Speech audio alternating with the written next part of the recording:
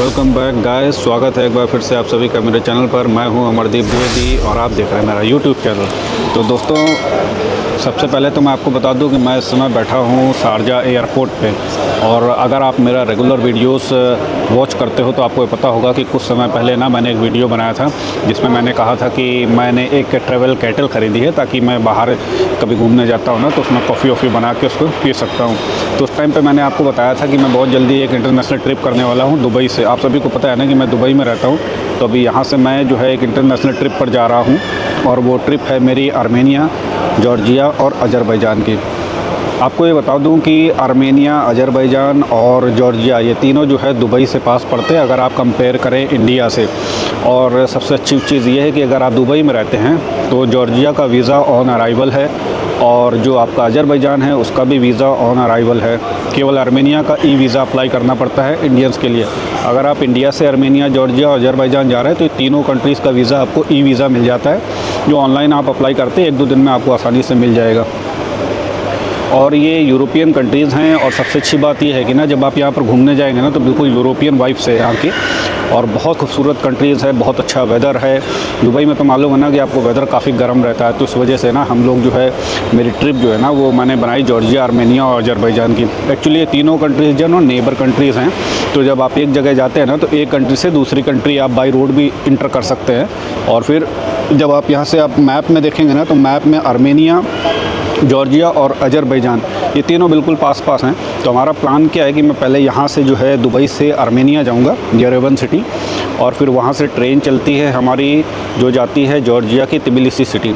तो यहाँ से मैं पहुँचूँगा पहले येरेवन से मैं ट्रेन से जाऊँगा तिबिलिसी सिटी।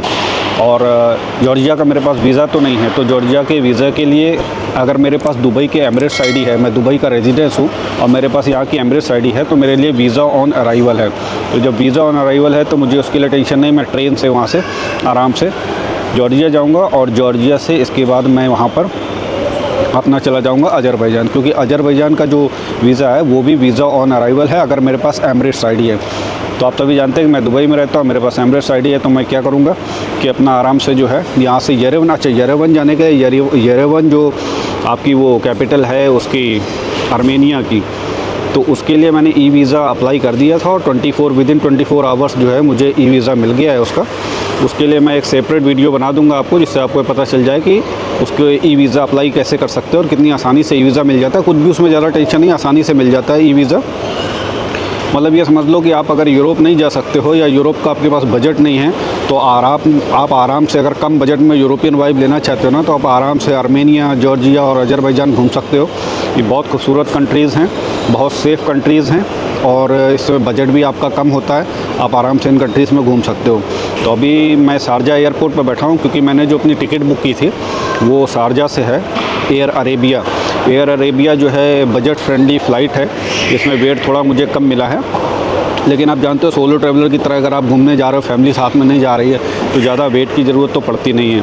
तो आप आराम से यहाँ से शारजा से एयर अरेबिया के थ्रू जो है, एक दूसरा ऑप्शन जो है वो अबू धाबी से जो है विज एयरलाइंस का भी है। लेकिन विज एयरलाइंस में ना सबसे बड़ी प्रॉब्लम ये है कि दुबई से अबू धाबी का डिस्टेंस बहुत है और उसकी वजह से ये एक्स्ट्रा ट्रैवलिंग करनी पड़ जाती है और प्राइस में कोई ज़्यादा डिफरेंस नहीं आ रहा था।